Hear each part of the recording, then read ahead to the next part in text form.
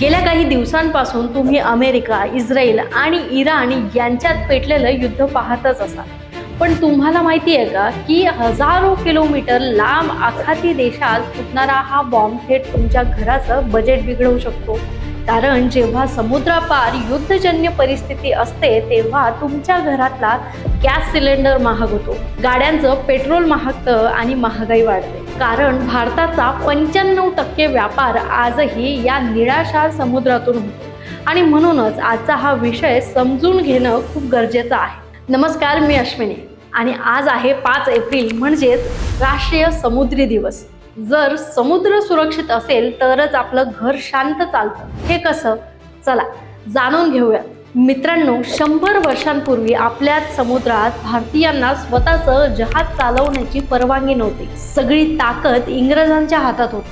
अशा कठीण काळात 5 एप्रिल 1919ला एक ऐतिहासिक घटना घडली. SS लॉयल्टी नावाचं पहिलं भारतीय जहाज मुंबईतून थेट लंडनला निघालं. इंग्रजांनी खूप पाय खेचले, धमक्या दिल्या, पण भारतीय जिद्दीने ते जहाज 7 समुद्रपार नेऊनच दाखवले. हा आपल्या समुद्री स्वातंत्र्याचा पहिला मोठा विजय होता. म्हणूनच हा दिवस आपण आजही अभिमानाने साजरा करतो. समुद्राचं हे महत्त्व आपल्याला नवीन नाही. 400 वर्षांपूर्वी छत्रपती शिवाजी महाराजांनी ओळखलं होतं की ज्यांचा आरमार त्यांचा समुद्र. त्यांनी कोकणच्या किनाऱ्यावर जे जलदुर्ग उभे केले ते आजही शत्रूच्या छातीत धडकी भरवतात.